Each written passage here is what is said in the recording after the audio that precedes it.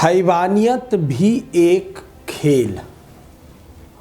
बलात्कार बलात्कार बलात्कार बलात्कार बलात्कार। दिल्ली, गुजरात, मुंबई, पंजाब, बिहार, उत्तर प्रदेश, राजस्थान, छत्तीसगढ़, हर जगह से खबरें एक कॉमन, बलात्कार बलात्कार बलात्कार।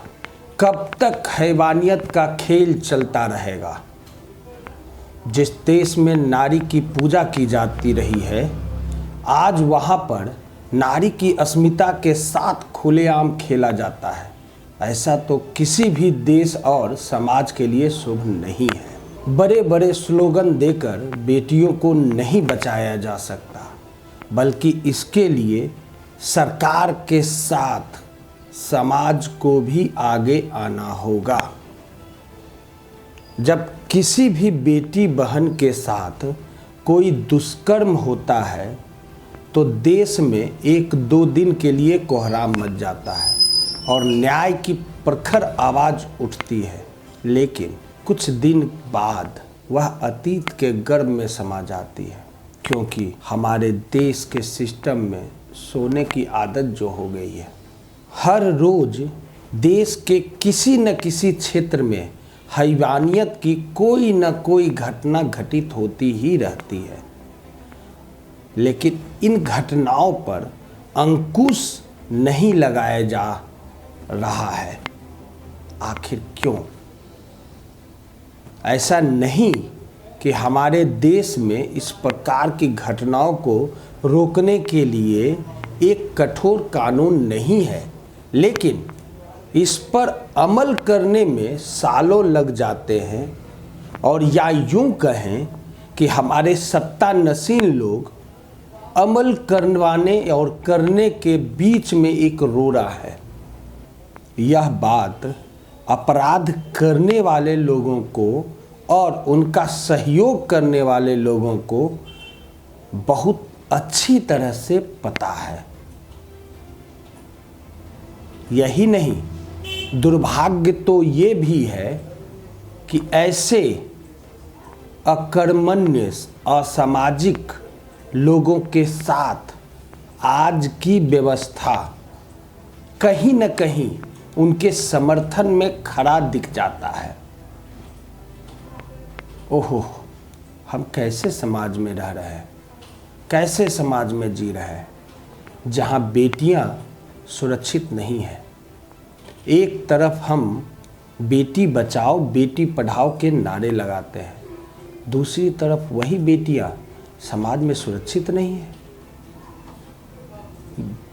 भूले नहीं, हमारी बेटियों ने अपने दम पर बुलंदियों को भी छुआ है। आखिर हम किस युग में रह रहे हैं, किस युग में जी रहे हैं? क्या हम सब समाज में जीने लायक माहौल अपनी बेटियों को नहीं दे पा रहे हैं? क्या हम एक सभ्य समाज, एक सभ्य माहौल अपनी बहन बेटियों को नहीं दे पाए हैं? ये कुछ ऐसे यक्ष प्रश्न है जो हमारे सामने आज भी मुंह बाए खड़े हैं और हम इसका कोई यथोचित उत्तर नहीं दे पा रहे हैं। आज की हकीकत को देखिए और इसको समझने का कोशिश करिए। बैठे हैं दरिंदे आबरू नोचने के लिए, बैठे हैं दरिंदे जीभ काटने के लिए, ताकि वह खोल न सके इनकी काली करतूत की वो पोल। लुटकर किसी मासूम की इज्जत करते हैं इंसानियत को ये शर्मसार। अरे दरिंदो, कुछ तो समझो।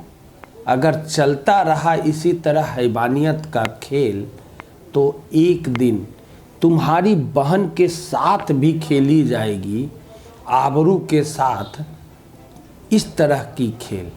लेकिन तुम्हें किसी की परवाह नहीं है, क्योंकि तुम इंसान नहीं दरिंदे हो। पता चल रहा है तुम्हारी दरिंदगी रोज का हो गया है। बना लिया है धंधा बलात्कार का, तनिक भर शर्म नहीं है तुम्हारी आंखों में। करते हो शर्मसार माँ की वो कोख को। क्या इसी दिन के लिए माँ ने तुम्हें जन्म दिया था, दुनिया में लाई थी। तुम्हारी हैवानियत की करतूत तुम में कितने है भर आई, एक के बाद एक खबर है आई। तुमने किसी की बहन की इज्जत धूल में है मिटाई, कैसे हो इंसान तुम्हें शर्म नहीं आई। घर पर आकर तुमने कैसे मिलाई है आँख अपनी बहन से, उसके आबरू को नोचते हुए याद किया होगा, काश याद किया होता अपनी बहन की लुटती दामन को। सोचा होता मेरी बहन की आबरू लूटने के बाद दरिंदों ने मेरी बहन को नग्न करके लोगों के बीच घुमा रहे हैं। सोचा होता उस वक्त तुम्हारी बहन हताश और निराश होकर उस दरिंदों के इशारे पर नग्न होकर चलती है। ऐसा न करने पर बलात्कार या बलात्कारी उसे मारते हैं। और जरा सोचा होता उस वक्त तुम क्या करते अपनी बहन को देखकर इस हालत में, जरा सोचा होता। हर लड़की में अपनी बहन समझा होता तो शायद हिम्मत नहीं होती किसी की आबरू नोचने के लिए। लेकिन हवस का शिकार हो जाते हो तुम तो कभी हो जाती है तुम्हारी बहन, क्योंकि तुम्हारे हवस ने तुम्हें होश नहीं रहता कि बहन तुम्हारी है या किसी और की। कर बैठते हो गलती क्योंकि तुम इंसान नहीं दरिंदे हो। आखिर इस प्रकार की दरिंदगी का खेल कब तक चलता रहेगा? इंसान कब तक हैवानियत की सफ़र तय करता रहेगा? क्योंकि अब समय आ गया है जब केवल न्याय की गुहार लगाने से, मोमबत्तियां जलाकर मौन रखने से कुछ होने वाला नहीं है। अब तो तुरंत ठोस कार्रवाई करनी ही होगी। अगर ऐसा नहीं होता तो मेरे ज़हन में ये सवाल ज़रूर उठता कि क्या हैवानियत एक खेल तो नहीं? छोड़ जाता हूँ आपको इस सवालों के साथ। क्या आपको नहीं लगता कि आज हैवानियत एक खेल बनकर रह गई है? मात्र हैवानियत एक खेल बनकर रह गई है। उम्मीद है कि आप हमें इनबॉक्स में अपना कमेंट ज़रूर देंगे। आज के लिए इतना ही। आप हमारे फेसबुक और यूट्यूब चैनल को यूं ही लाइक और सब्सक्राइब करते रहें। नमस्कार।